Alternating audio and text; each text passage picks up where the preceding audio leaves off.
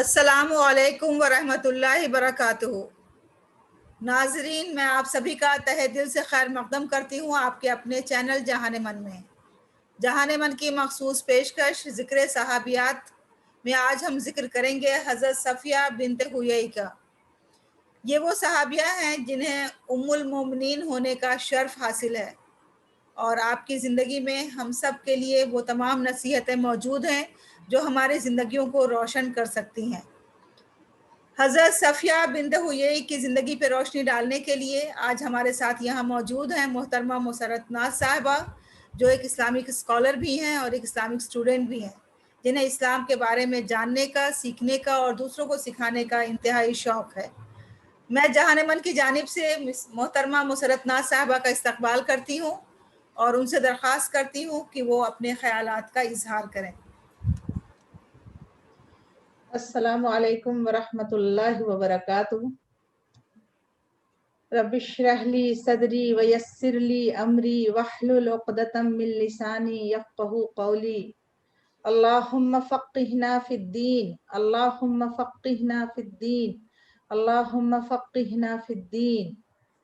اللہم انت السلام ومنک السلام تبارکت یا ذی الجلال والاکرام۔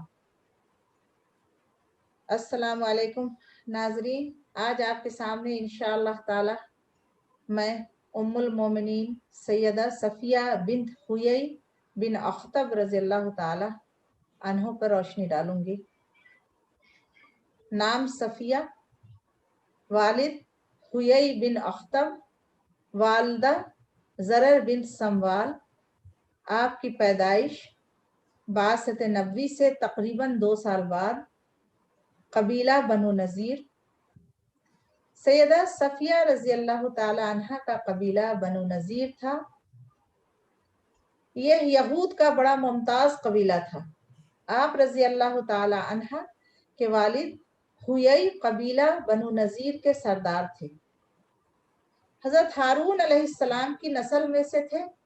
اولاد نبی اور قبیلہ کا سردار ہونے کی وجہ سے آپ کو معاشرے میں عزت و احترام کی نگاہ سے دیکھا جاتا تھا۔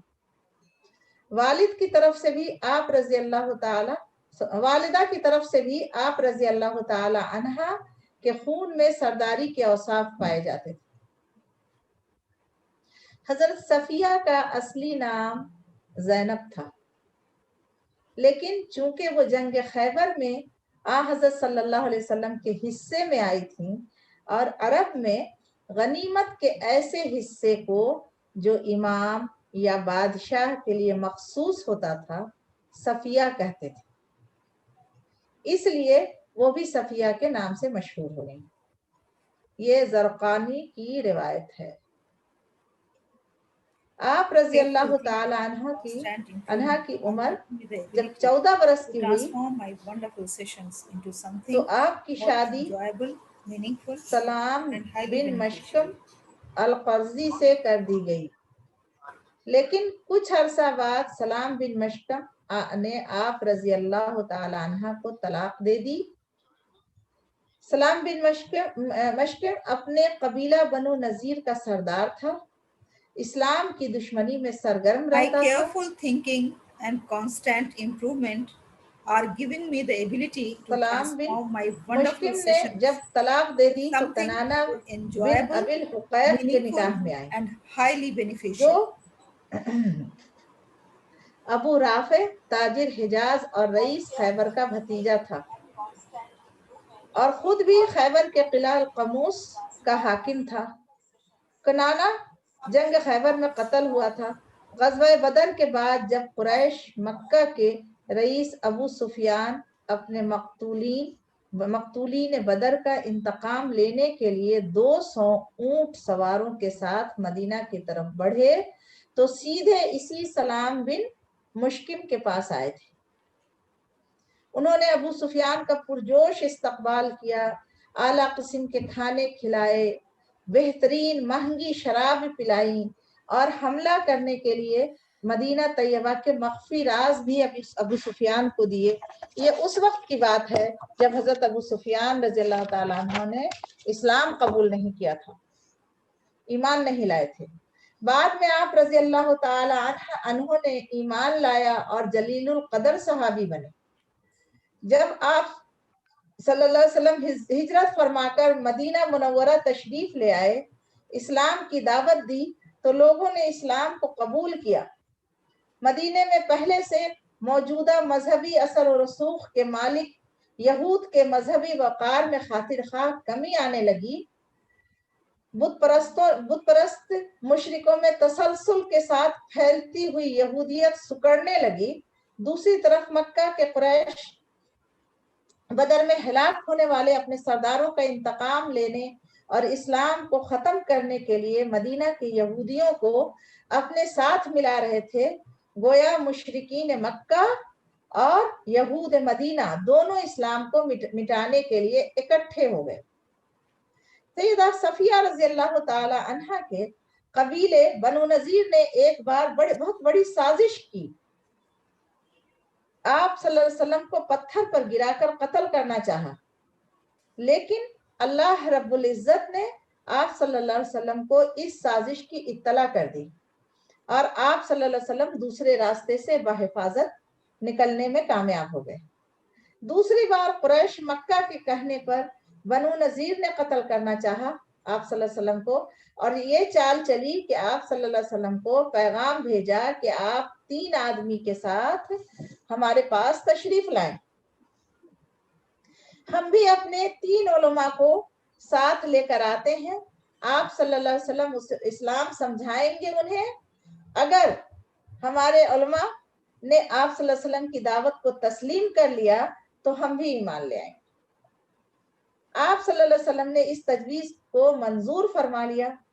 راستے میں آپ صلی اللہ علیہ وسلم کو معلوم ہوا کہ یہ لوگ تلواریں باندھ کر آپ صلی اللہ علیہ وسلم کو قتل کرنے کے در پہ ہیں۔ تب آپ صلی اللہ علیہ وسلم نے ان کا محاصرہ کیا۔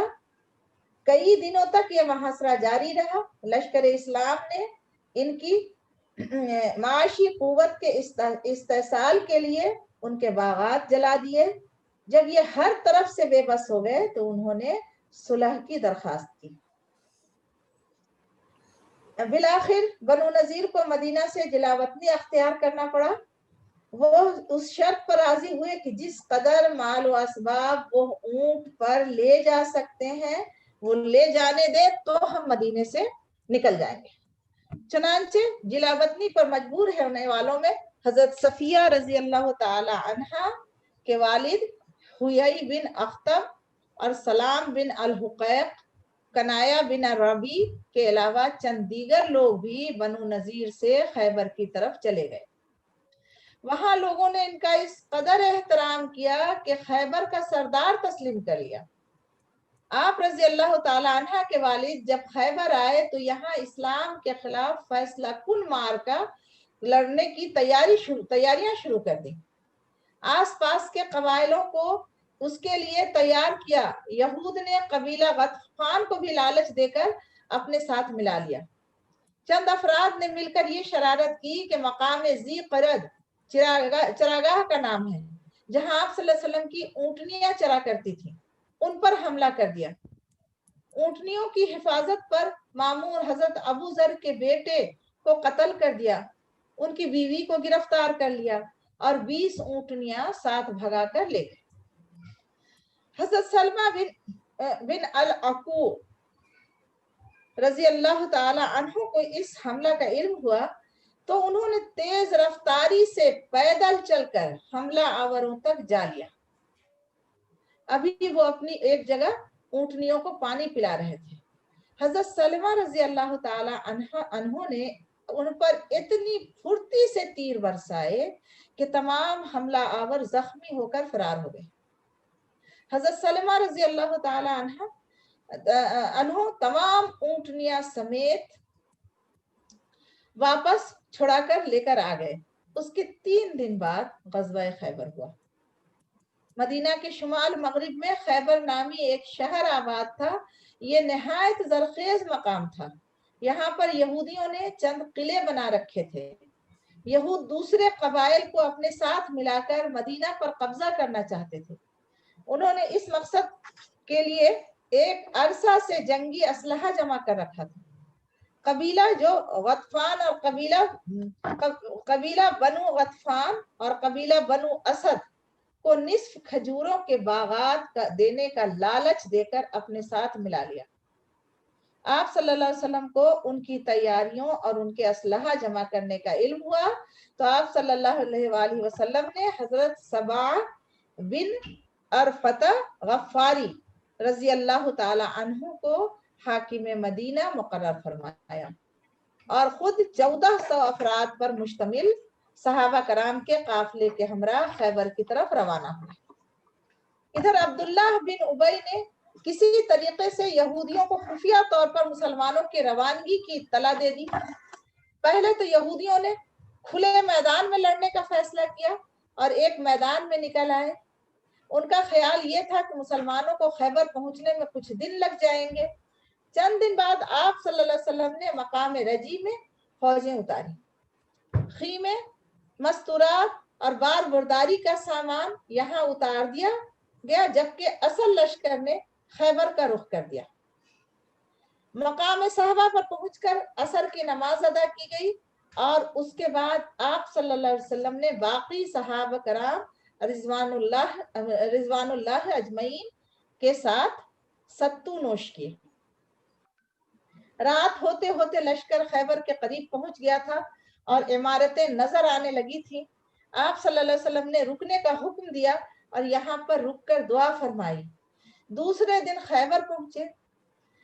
یہود ایسی بزدل قوم تھی، جب انہوں نے اہل اسلام کی جنگی تیاریاں دیکھی تو کھلے میدان کے بجائے قلعہ بند ہو کر لڑنے لگے۔ خیبر کی آبادی 2 حصوں میں بٹی ہوئی تھی۔ ایک حصے میں 5 قلعہ تھا، ان میں سے مشہور 3 قلعوں پر مشتمل علاقہ نطات کہلاتا تھا اور بقیہ 2 قلعوں پر مشتمل علاقہ مشق کے نام سے مشہور تھا۔ خیبر کی آبادی کا دوسرا حصہ قتیبہ کہلاتا تھا، اس میں صرف 3 قلعے تھے۔ قلعہ قموس یہ بنو نذیر کے خاندان ابو الحقیق کا قلعہ تھا، دوسرا قلعہ وطیح اور تیسرا قلعہ سلالم۔ یہودیوں نے اپنے بچے اور خواتین کو قلعہ قموس اور نطات میں، جبکہ دیگر سامان و اسلحہ وغیرہ قلعہ نائم میں محفوظ کر لیا اور ہر قلعے پر تیر انداز تعینات کر دیے۔ مسلمانوں نے 5 قلعوں کو ایک ایک کر کے فتح کیا، جس میں 50 مجاہدین زخمی ہوئے اور ایک کو شہادت ملی۔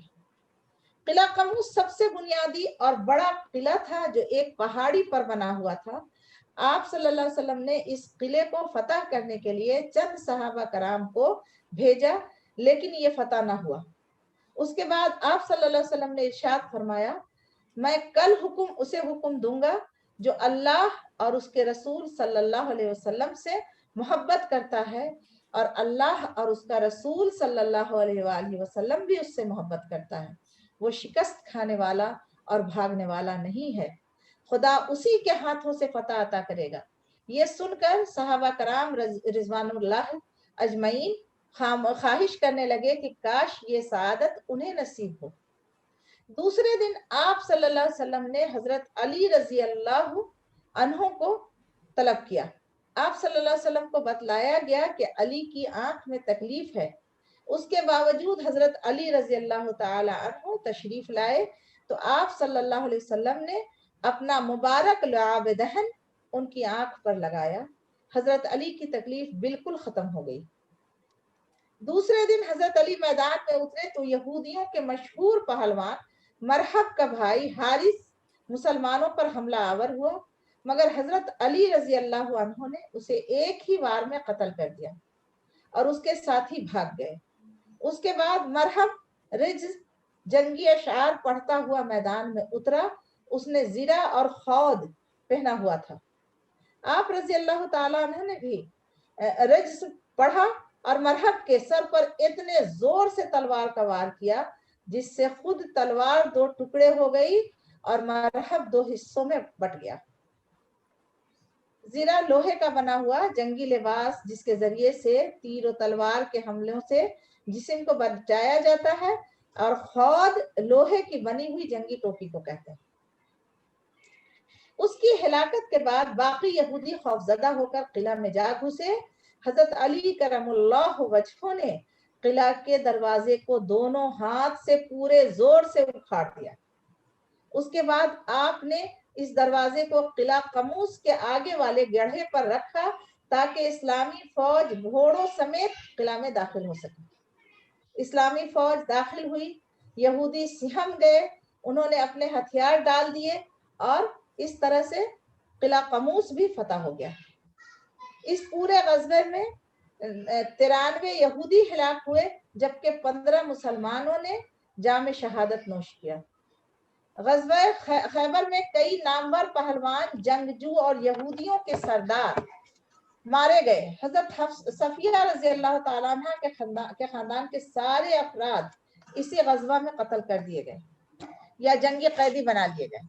जंग के तमाम कैदी और माल गनीमत एक जगह जमा किए गए। उसी दौरान हजरत सफिया रजी अल्लाह ताला अन्हा और उनकी एक रिश्तेदार खातून को हजरत बिलाल रजी अल्लाह ताला अन्हु ने पकड़कर लाए। रास्ते में मकतूलीन की लाशें खाक और खून में लिथड़ी पड़ी थी। उनमें सैयदा सफिया रजी अल्लाह ताला अन्हा के वालिद, भाई, शौहर और खानदान के पास दूसरे लोगों की लाशें भी थीं। हजरत सफिया रजी अल्लाह ताला अन्हा ने उन लाशों को देखा, लेकिन बिल्कुल सब्र तहम्मुल का दामन नहीं छोड़ा। हजरत सफिया रजी अल्लाह ताला अन्हा ने उन लाशों को देखा और परेशानी, उनके आंख से सिर्फ आंसू गिरे, कोई वाहवाला नहीं मचाया, बल्कि कैदियों के पास खुद भी बैठ गई। जब माल गनीमत तकसीम होने लगा तो हजरत दहिया कल्बी रजी अल्लाह ताला अन्हो ने हजरत सफिया रजी अल्लाह ताला अन्हा को पसंद किया। बाद सहाबा कराम रिजवानुल्लाह अजमईन ने सैयदा सफिया की हैसियत का ख्याल फरमाते हुए आप सल्लल्लाहु अलैहि वसल्लम से अर्ज किया कि या रसूल अल्लाह, सफिया बनु कुरैजा और बनु नजीर की रईस ज़ादी हैं। खानदानी वक़ार के पेश नज़र वो हमारे सरदार मोहम्मद मुस्तफ़ा सल्लल्लाहु ताला अलैहि वसल्लम के लिए ज्यादा मौजू है। आप सल्लल्लाहु अलैहि वसल्लम ने यह मशवरा कबूल कर लिया और दहिया कल्बी रजी अल्लाह ताला अन्हो को दूसरी लौंडी अता फरमा दी। सैयदा सफिया रजी अल्लाह ताला अन्हा को आजाद कर दिया और ये अख्तियार दिया कि वो चाहे तो अपने घर चली जाए और अगर चाहे तो आप सल्लल्लाहु अलैहि वसल्लम के निकाह में आ जाए। उसी मौका पर हजरत सफिया रजी अल्लाह ताला अन्हा ने इस्लाम को दिलो जान से कबूल किया और ईमान वालों की सफ में शामिल हो गई। खैबर से रवाना हुए तो मकाम सहबा में रस्म उरूसी अदा की और जो कुछ सामान लोगों के पास था उसको जमा करके दावत वलीमा फरमाई। वहां से रवाना हुए तो आपने हजरत सफिया रजी अल्लाह ताला अन्हा को खुद अपने ऊंट पर सवार कर लिया और अपनी इबा से उन पर पर्दा किया। ये गोया इस बात का ऐलान था कि ये वो अज़वाज मुतहरात में दाखिल हो गई हैं। हजरत सफिया से चंद अहादीस भी मरवी है जिनको शेख बुरहानुद्दीन गरीब रहमतुल्लाह अलैह अपने जमाने के कुतुब और सुल्तानुल औलिया हजरत निजामुद्दीन औलिया के अकाबिर खुलफा से हैं। मशहर हजरत ज़ैनुल आबिदीन, इसहाक बिन अब्दुल्ला, जैद बिन हारिस, मुस्लिम बिन सफवान, कनाना और यजीद बिन मोतब वगैरह ने रिवायत किया है। दीगर अज़वाज की तरह हजरत सफिया भी अपने जमाने में इल्म का मरकज थी। चुनांचे हजरत सुहैरा बिन जीफर हज के लिए हजरत सफिया के पास मदीना आई तो कूफा की बहुत सारी औरतें मसाइल दरियाफ्त करने के गर्ज से हजरत सफिया रजी अल्लाह ताला अन्हा के पास बैठी हुई थी और हजरत सुहैरा रजी अल्लाह ताला अन्हा का भी यही मकसद था। वो भी कुछ मसाइल ही पूछने के लिए उनके पास गई थी। सैयदा सफिया के चेहरे पर जख्म का एक निशान था। आप सल्लल्लाहु अलैहि वसल्लम ने آپ رضی اللہ تعالی عنہا سے پوچھا کہ یہ نشان کیسا ہے؟ سیدہ صفیہ رضی اللہ تعالی عنہا نے عرض کیا یا رسول اللہ میں نے ایک رات خواب میں دیکھا کہ آسمان سے چاند میری گود میں آن گرا ہے۔ جب میں نے یہ خواب اپنے خاوند کنانہ بن ابی الحقیق کو سنایا، اس نے یہ کہہ کر کہ تم ملکہ عرب بننا چاہتی ہے، میرے منہ پر زور سے تھپڑ مارا، جس کی وجہ سے یہ نشان پڑ گیا۔ آپ رضی اللہ تعالی عنہ نے جو خواب دیکھا تو اس کی تعمیر یوں پوری ہوئی کہ آپ رضی اللہ تعالی عنہ پوری کائنات کے سردار کی زوجہ بن گئیں۔ الحمدللہ، سبحان اللہ و بحمدہ، سبحان اللہ العظیم۔ السلام علیکم ورحمۃ اللہ وبرکاتہ۔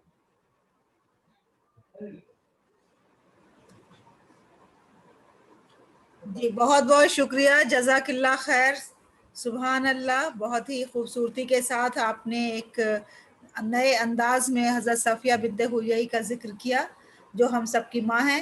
اللہ تعالی ہم سب کو توفیق عطا کرے کہ ہم ان کے نقش قدم پہ چل سکیں، اور جس طرح انہوں نے اپنی جو اسلام لانے سے پہلے کی زندگی تھی اور پھر اسلام لانے کے بعد کی زندگی میں جو تبدیلیاں ان کے اندر آئیں، وہ یقیناً ہم سب کے لیے ایک مثالی تبدیلیاں ہیں، اور ہم سب کو بھی کوشش کرنی چاہیے کہ ہم بھی اسلام میں آنے کے بعد اسلام کو ہی اپنا طرز زندگی بنائیں اور اسی کے مطابق اپنی زندگی گزاریں۔